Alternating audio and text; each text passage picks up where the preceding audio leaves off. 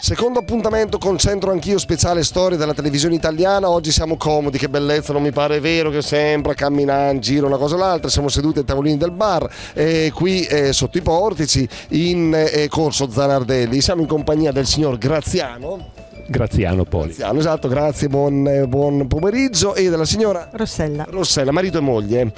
Voi siete della città, della provincia? Sì, abitiamo a Castenedolo, ma siamo passati a Castenedolo dopo tanto tempo ad aver abitato in città. Ok, di che vi occupate, possiamo saperlo? Abbiamo una ditta di disinfestazioni. Disinfestazione. Sì. Okay. Oggi pausa, un attimino di relax.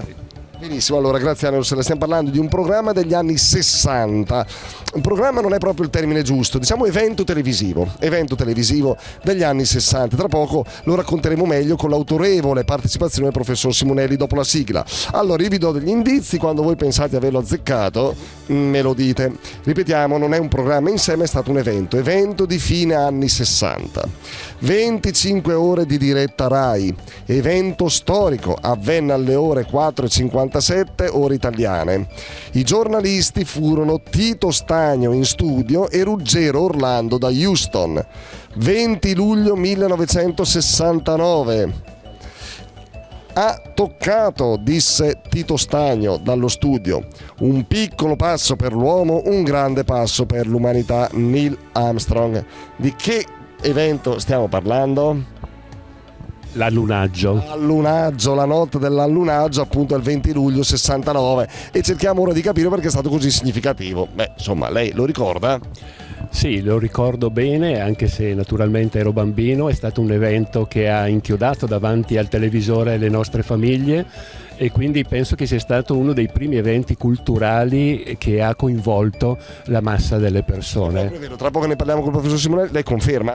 Sì, ero un po' piccola, però nella mia... Non era ancora nata, che... Lo dice lei, ero piccolina. Tra pochissimo dopo la sigla, grazie. Centro Anch'io.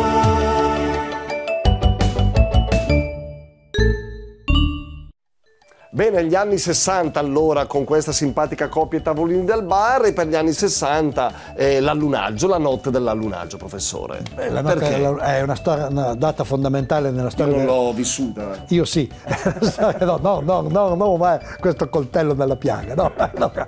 La notte dell'allunaggio è importante per una serie di motivi, ne scegliamo uno intanto, perché segna l'affermazione della televisione come mezzo fondamentale di informazione. La televisione aveva sempre avuto un po' un complesso di inferiorità nei confronti della stampa, ma nella notte in cui tu vivi in diretta una delle fasi che dovrebbero cambiare la vita dell'umanità, l'arrivo dell'uomo sulla Luna, tu lo vedi in diretta, allora la televisione è al centro del mondo. I giornali arrivano 36 ore dopo con la notizia, tu l'hai già visto in diretta, vuol dire che il vero mezzo di informazione da quella notte in poi è la televisione. Eccolo. Ha toccato il suolo lunare.